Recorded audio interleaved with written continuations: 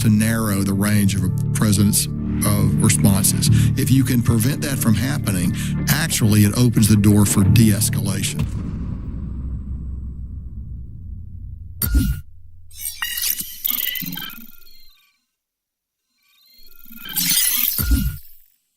Good day, everyone, and welcome to another episode of What's Really Happening. I'm Dr. Tad Schnoffer, the Strategy and Research Manager here at the Global and National Security Institute at the University of South Florida.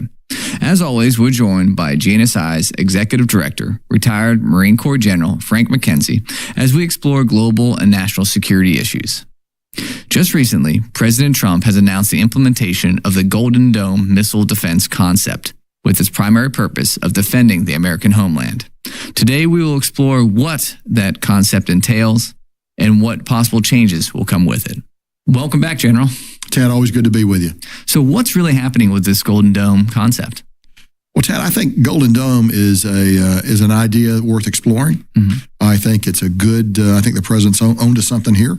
I think certainly protecting the United States against nuclear attack is something we should all be interested in seeing brought to fruition. It will be an expensive project. There's a lot of history here, and we can unpack a little bit of that if you'd like. Sure. But my bottom line is I welcome it. I think we should move forward with it. So let's first start with the history piece. Obviously, during the Cold War, the threat of mutual annihilation between us and the Soviets was a big deal. We obviously had defense measures in place, everything from the missile defense alarm system, MIDAS, not the auto vehicle people, in the 1960s. And then, the Reagan administration implemented what is popularly known as Star Wars, which got to a level of completion. How does this compare to those older systems? Sure. So, going back into the 50s, 60s, the United States experimented with systems to shoot down incoming ballistic missiles. In the 60s, the Nike system was an Army system, not particularly effective, designed to protect major cities. Then in the 70s, you saw the Sentinel safeguard system, which was one we worked in negotiation with the Soviet Union, designed to protect both missile fields and potentially major urban areas. It used a couple of different types of missiles, a short-range missile and a long-range missile, and it never really fully came online, but we experimented with it in the 70s. The radar from that system, the perimeter acquisition radar, is still up in lovely concrete North Dakota, where it's in use today, actually, to characterize objects in deep space. It's worth taking a look at that actual PAR. You can see it for miles, but it looks deep into space. It's in concrete North Dakota. And actually, when the town of Concrete ceased to exist, as it did, it's now called the Cavalier probably Space Force Station today. But at any rate, there's a residue of that. Now, the Russians also built a ballistic missile defense system, and theirs still exists. Actually, the Galash is the NATO code name for it. A follow-on to Galash actually is centered around Moscow and is designed to protect Moscow from attack. I think we would be able to overcome that if we struck them, which would be a tragedy. But if that occurred, I think that system's probably overcomable. But nonetheless, it's an active ballistic missile defense system in place today. So, of course, when President Reagan came into office in the 80s, we talked about Strategic Defense Initiative. A lot of people oppose that. A lot of scientists oppose it on technical grounds, and a lot of scientists oppose it on theological grounds, which they clothe in technical resistance. So I actually think there was probably some there with that. We never followed up enough to find out. There's a theory says we pressured Russia or pressured the Soviet Union by claiming that we were going to invest in that, which helped push them to ultimate insolvency, which led to the collapse of the Soviet Union in 1990, 1991. I think that's a mixed. There's mixed opinions on that. The history is not real clear to me that actually had a huge hand in bringing the Soviet Union down. But the one thing that we looked at were space-based systems, and I'll come back to space-based systems here in just a few minutes. But the fact of the matter is, if you're going to talk about defending against ballistic missiles, you need to talk about putting systems into space. So today, as you and I talk, Tad, there are not a lot of ballistic missile defense systems out there. Our THAAD, Theater High Altitude Air Defense System, can do exo-atmospheric intercepts above the atmosphere, but it only protects a very narrow footprint. It's not an area defense weapon. And the size of the footprint's classified, doesn't matter for our discussion today. But you're not going to put one in Omaha and defend all of the Midwest of the United States. You might be able to defend a section of Omaha, but just a very small footprint. The United States Navy has ships, ballistic missile defense shooters, which are Aegis platform ships. Typically your Arleigh Burke late model destroyers and some residual cruiser ships that actually have the capability to do this as well. Again, though, they're very narrow. They're not an area defense system, so can protect you, but not broad areas of protection. The Israelis have some systems that we've cooperated with them on, not Iron Dome. Iron Dome is a much lower altitude system. It's not effective against ballistic missiles. It's effective against drones. It's effective against short-range systems, but would not be effective against an ICBM. What is effective against an ICBM would be David's sling, an arrow, or systems that Israel uses to shoot, again, exo-atmospherically. You're looking at systems outside the atmosphere as they descend in the post-boost phase of their flight. So that's what Israel has used in defending itself against the short-range ballistic missiles that Iran fired against them in the 2 attacks that have been made. And generally, those intercepts have been successful, although they have not achieved 100% results. Sure. But finally, one other system that's in place now is we have ground-based interceptors up in Fort Greely, Alaska, that are designed really oriented against the launch of North Korean weapons against the United States. And they would intercept in the post-boost phase after the missile has finished its powered flight. It was beginning its descent into the United States. I think there are 44 ground-based interceptors up there. And the results have been mixed, depends on your point of view. Some people would say not likely to be successful in an intercept. Others have been more positive about that. The problem with these types of systems it's hard to know unless you test it. You got to test it, and it's hard to do those tests.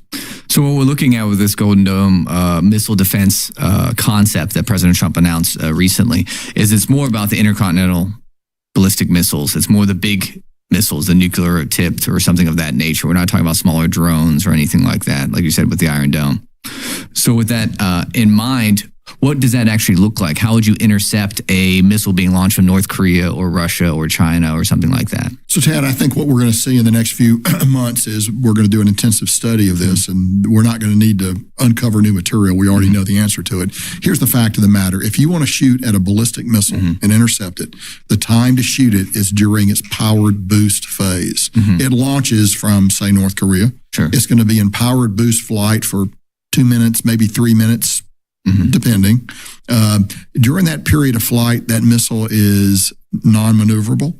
It's on a very fixed trajectory. It has an extremely bright thermal trail. It's easy to see, very predictable. That's the time to shoot it down. If you want to do it, that's when you want to do that. So now, you're not going to be able to do that from Fort Greely, Alaska. You're not going to be able to do that from the United States. In order to do that, you really have to do it from space. Which means you have to have systems in space that will observe the launch, and those systems exist now. We don't need to invent those. But you need something up there that will then engage that missile as it gains speed and begins to exit the atmosphere. The other advantage, when you shoot at it then, the missile can't deploy what we call penetration aids, systems that can be deployed as it enters its post-boost phase that cloud your radar as you look at it, that make it hard to acquire the main target of the warhead itself. Additionally, in descent, a missile may maneuver. It may deploy multiple warheads. It may do a variety of things that make defense much more difficult. None of those things apply in boost. And particularly, that also now we begin to look at hypersonic missiles who now are going to be able to maneuver pretty radically in their late phases. So you want to get to them again early in flight while they're still gaining the speed necessary that will allow them to do those successive maneuvers. So what I come back to, Tad, really is, if we're going to look at this seriously, we need to look at space-based systems. I don't know that there's any other way to do it that offers the promise of technical feasibility. So with the idea that people might get in their mind of the Golden Dome is like over the United States, this dome of protection. But what you're recommending is that you really have to kind of get out there and touch where the missile takes off or relatively rapidly afterwards. You can't wait for it to come. I think the evidence is compelling. If you want to gain high, what we call PK, probability kill, you got to get it early in flight. And so therefore, and then you've got to make decisions on, how many are you going to deploy? And that'll be based on the nature of the threat. I mean, defending against a North Korean threat is much simpler than defending against a Russian threat. Defending against a Chinese threat today is much simpler than defending against a Russian threat, although the Chinese threat is certainly growing, and we need to be aware of that. And, of course, the problem is even more complicated than that. For example, ballistic missiles, submarines, can launch. You've now got to be able to take that into account. So if you're looking at North Korea land-based sites, they're fixed. We know pretty much where they will be. And we know the same thing for much of Russia and China as well. But if you're going to defend now against ballistic missiles, you've got to have a little more flexibility in how you position, how you look, and how you position your satellites. All those things, again, are within the realm of technical attainment. It will not be inexpensive to do that. But I would argue, Tad, look, what's the other side of the coin? People argue that what the doctrine of mutual assured destruction has kept us safe for many decades. That's a thin tissue. And I would much rather prefer to have the ability to defend the United States against a nuclear attack rather than depend on the opinions of a national leader in another country who may or may not ultimately prove to be rational. So what does the threat look like from, let's say, the Russians or the Chinese? Is it primarily going to be these intercontinental missiles that we're trying to defend, or how do we get after that issue? Today, Tad, the most significant capability that exists against us is, of course, the Russian threat. They can fire many hundreds of ballistic missiles, intercontinental ballistic missiles against the United States. At the same time, they can launch submarine-launched ballistic missiles against the United States. They pose the most significant existential threat in the nuclear domain that we face today. Additionally, some of their submarines might be able to fire cruise missiles against the United States from much shorter ranges. So it really is a complex threat that we face. Now, it may prove too difficult to be able to defend against that total threat. And I'm not sure that we would need to do that. I think you want to be able to protect against a smaller threat, handfuls of missiles, dozens of missiles, not hundreds of missiles. And that threat would actually be able to accommodate a North Korean threat, an Iranian threat, potentially a Pakistani threat at some point in the future. And probably against China for now, maybe not in the future against China. And would have to, you want to eventually scope and scale your defense to the capabilities of your potential adversaries. So we need to take a look at that. But all those things, I think, are certainly possible things that we would need to be able to defend against. Right, because you hear people discussing these systems as kind of a bullet hitting a bullet, if you will, a missile hitting a missile. So they have to be very precise. They have to be locked in. The technology has to be there. Absolutely, and so much easier to do that in the boost phase. Right, so do it early. And additional consideration is you have to have enough of these intercept missiles. You do have to have enough of these intercept missiles. So now you're talking about putting them on orbit. You got to maintain them in space. There's been resistance to militarizing space. I would argue China is already there. The Russians are already there. We need to recognize reality and be able to protect ourselves in the space domain, as others are doing now. Right. So we'll go to space.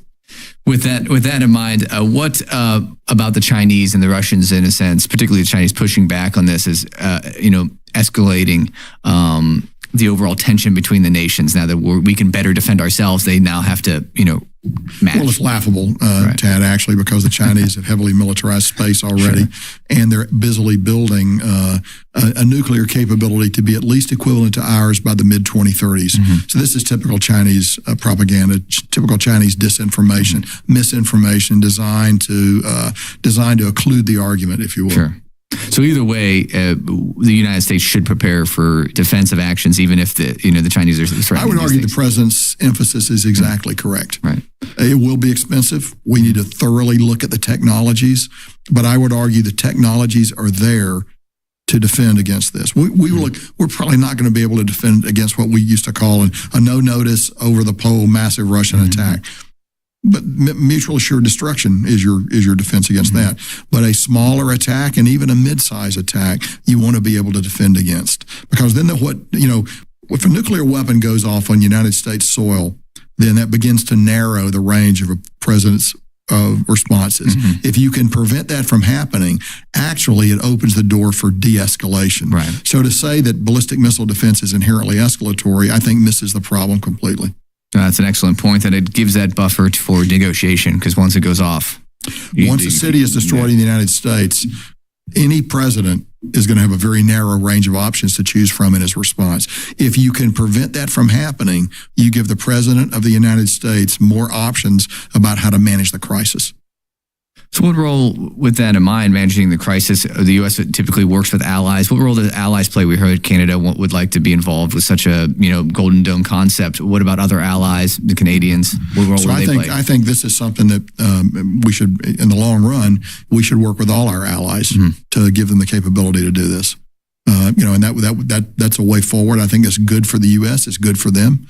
It would perhaps revitalize some of the alliance structure out there. But I would think, and I don't know this, but I would think that we would certainly work to offer it to our NATO allies as we go forward. Do you believe that they bring something to the table as well? Obviously, the geography they bring, but do they have other technologies that can assist? I think, yes, I'm sure they do. I think most of these technologies are going to come from the United States and perhaps some from Israel. But I think we should open it up to as broad a tent as possible as we look at it.